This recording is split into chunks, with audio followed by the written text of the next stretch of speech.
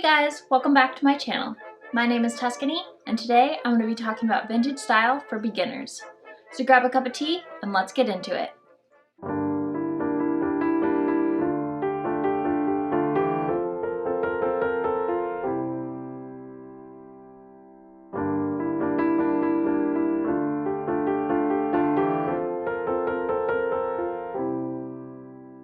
Before we get into it, I just want to apologize for not posting last week. Things have been getting a little hectic here with family being in town for the holiday, and I've also been applying for a master's program and I start a new job in a couple of days. So I just wanted to let you know that I hope to be back on my regular Saturday uploading schedule from now on. So now that we've got that out of the way, let's start talking on how to begin vintage style. I've loved vintage since I was young, which I've mentioned in a previous video. Grease was my favorite movie when I was little, and I'm pretty sure I dressed up as Sandy probably 3 or 4 years in a row for Halloween. And in 6th or 7th grade, I wore poodle skirts nearly every day until people started bullying me a lot for it, which I don't agree with. And I don't agree that you should stop dressing how you want to dress because people think it's weird. It took me a good 10 years to get my confidence back in order to start dressing like this again. And a lot of vintage style YouTubers have really been inspiring me to dress the way I wish to. So I hope I can help in your vintage style journey and inspire you to dress exactly the way you want. Now when starting vintage, you don't really have to stand out all that much. It's just about making little tweaks so that you can start feeling confident about the way you're dressing in a society that may or may not accept it. I also want to point out that I'm from Portland, Oregon, which does make it a little bit easier to dress the way I want because we're kind of known for being a little weird and most people have their own style. And there are many places in the US and outside the US that don't necessarily accept change. So please know that I do understand that. And it's completely up to you if you want to go all out and be completely authentic, or if you just want to change some minor things in your wardrobe. I'll be the first to admit that I don't dress completely vintage. I can't afford true vintage clothing, nor can I afford to change my wardrobe that fast. So each thing that I bring in, I can get rid of something modern. Though I do want to keep modern things because I do go hiking and work outside a lot, so I want to keep a lot of my flannels and jeans for that purpose. But modern clothes that aren't for work clothing or don't fit into my vintage style just don't appeal to me anymore, so I'm slowly phasing those out of my closet. And some of the basics that you're going to want for vintage style are going to be things that can be easily found in today's modern fashion world. Things like A-line skirts and dresses, button-up shirts, cardigans, and sweaters. And when it comes to patterns, I don't really keep those in my closet. I like solid colors. However, I do enjoy tartans or plaids. And when it comes to vintage style, you're probably going to want to tone down the neon colors in your closet. Stick to neutrals, pastels, or jewel tones. Check out some old photographs and get some inspiration from the outfits that they had back in the day. Also start simple. Just pair a skirt with a simple white button-up, and a wide belt if you have one.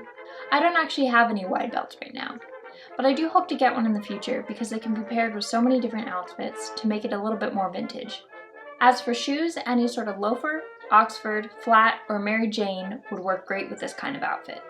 I also like to pair some roll-down socks with my shoes, which gives it that real schoolgirl look. If you're not much of a skirt person, then you can definitely pair it with some old-fashioned high-waisted trousers. I've even done it with jeans that are high-waisted, and it works alright. Just roll them up at the bottom. If a white button-up is just not enough layers for you this time of year, then pair it with a cardigan or a sweater. Having the collar peek out at the top is a very vintage style touch. So now, let's move on to hair and makeup. This is the step that really makes it look vintage. If you want to keep it really subtle, then just start with the clothes and start hair and makeup later. When it comes to makeup, it's pretty simple to get a basic vintage style look. I just use some simple mascara, of course a red lip, and a little bit of eyeliner. A simple cat eye can also do a lot for you if you want to do a little bit more 50s or 60s. However, if you want to go a little bit more 40s, then I would omit the cat eye. And you can definitely go all out with mascara, but keep the eyeliner on the bottom to a minimum. As for the lips, lipstick is very important. Of course, a bold red is classic, and that will definitely give you some vintage vibes. However, I tend to like to mix it up. Red is definitely a go-to for me.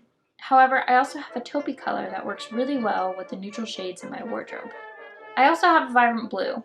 However, I only use that for special occasions, and it works perfectly with my Ravenclaw costume. And if you're new to lipstick, then I definitely recommend checking out some liquid lipsticks.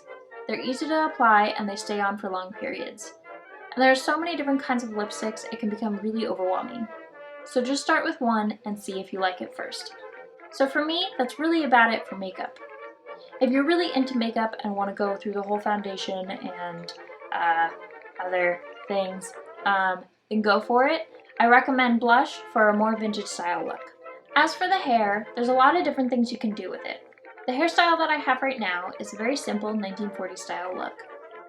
I really just roll up the sides and then I pin them so they stay in place, and I put the rest in a bun in the back.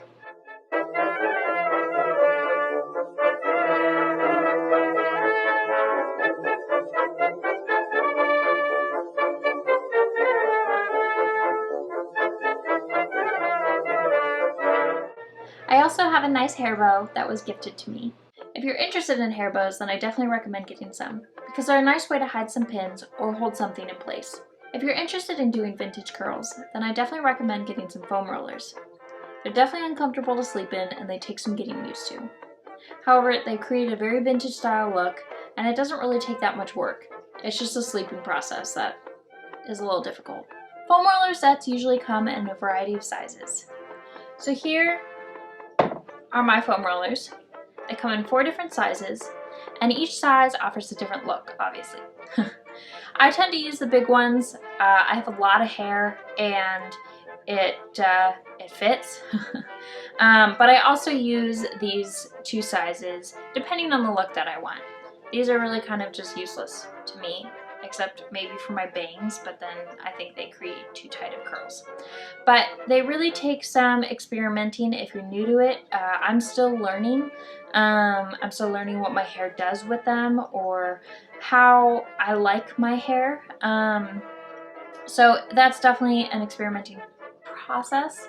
So if you're new, then I definitely recommend, trying each size, see which ones you like. What I do is I put them in curlers. I spritz my hair with water first and I make it a little bit damp, and then I do a little bit of this all natural hairspray that I have, and I'll put a link to that down below if you're interested.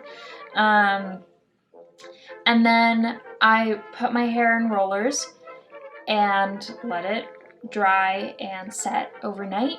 I pull out the rollers in the morning and then I brush it out. And that's how you get those vintage style curls. The more you brush, the more smooth it's going to become, and the nicer it may look. But then again, there are different kind of styles of curls. There's like those really nice smooth waves that they have in the 1950s, or there's like the kind of more wild curls that brush out that you have from the 1940s. So like I said, it's a lot of experimenting, a lot of what your own personal opinion is on how your hair looks, what your hair is like, the thickness of your hair, the way it moves, and all that. So I definitely recommend getting some foam rollers if you're interested in vintage fashion, but it will take a little bit of trial and error. I tend to pin my bangs up a little bit so that it has that more of like a vintage wave in the front, but it's really up to you. I also vary between roller sizes, as I said, and thick rollers are going to give me more of this kind of style, where the thinner rollers are going to give me more of this kind of style. So I vary depending on what style I want.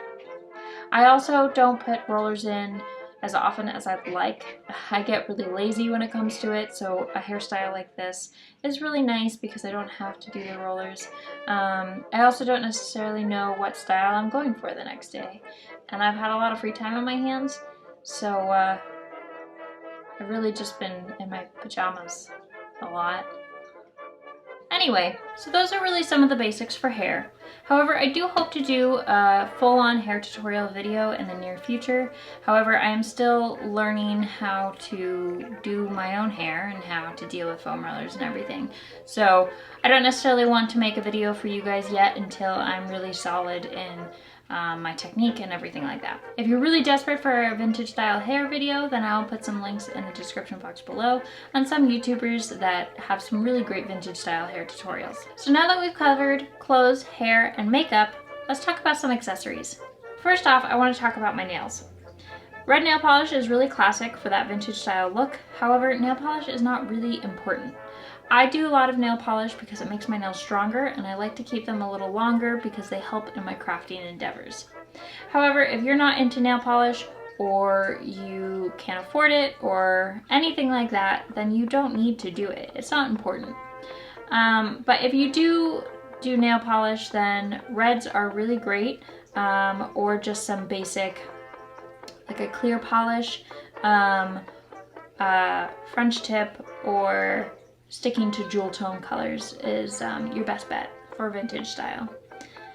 Nail art wasn't really in at that time, so I say keep it as simple as possible if you're trying to keep it in that vintage realm. As for other accessories, I already discussed my hair bow, which is a great option if you're interested in that kind of thing.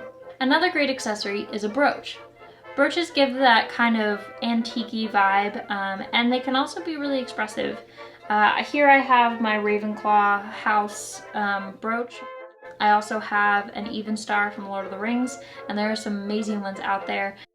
They give you that vintage style look while also allowing you to express a lot of the things that you're more interested in. So if you find that your simple white button-up or a sweater isn't enough for you, then brooches are a really good option.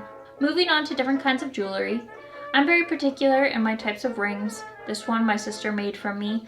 It's obviously not very vintage, it's just special to me. And like I said before, I'm not completely authentic. I do go a little bit more authentic on occasions, however, I really just want to express my own self, which is very vintage, but also kind of quirky and nerdy and all that. So of course wear whatever you want to wear. But for more of a vintage style, then I like to keep it simple with some basic teardrop earrings or with some small hoops. If you're into necklaces, then a simple pearl necklace is a great option. It was very common in the 1950s. If you don't want a pearl necklace, which of course you don't need a real pearl necklace, but if that is just not your aesthetic, then you could definitely go for just a simple chain with a simple pendant. That is my own personal opinion on jewelry for vintage style. You can go all out and do some really big glamorous things like they would have done for the upper class of the 1950s. However, I don't really go that route. And for work, it can be a little bit more complicated to, you know, dress vintage and still be appropriate for, you know, the work setting. Moving on, I already mentioned belts. They were a big deal in the 1950s to make that waist look a little bit smaller. And if you like that look, then a wide belt will definitely help that aesthetic. If you're looking for a style that is more 1950s, then you might want to consider a petticoat. I don't personally have one, however I do hope to have one in the future. And I hope to actually make a video on making one because I feel like it'd be pretty easy to make. But petticoats, if you don't know what they are, they're these fluffy things that go under your skirt and make it stick out a bit more, which is very 1950s. However, if you're more interested in 1940s style, then petticoats weren't really a thing. It was more of the straighter silhouette. So there you have some really basic tips for starting to go vintage. I also think it's a really good idea to watch a bunch of old movies or research old pictures to see what kind of vintage style that you're into. Because just like there are different styles today, there were different styles back then, and it really just depends on what suits your fancy. Overall, I really love doing vintage style. It really makes me feel confident about myself, and I just feel happier than I ever have in any other form of clothing. And I hope these tips offer you a bit of guidance and a little bit of inspiration in your venture into vintage style. I do hope to go more in depth into each different aspect. Like I said earlier, I do hope to do a hair tutorial, maybe a makeup tutorial on how I do my own makeup, and the products that I use. I also hope to do more vintage style videos talking about clothes and possibly purchasing clothes from different type of vintage retailers. Let me know what you think down in the comments below. If you like this video, then give it a big thumbs up. And if you're interested in more videos like this, then please subscribe. Next week, I'll be doing some holiday crafts for you guys, so I hope you tune in. Anyway, happy December, and I'll see y'all next time.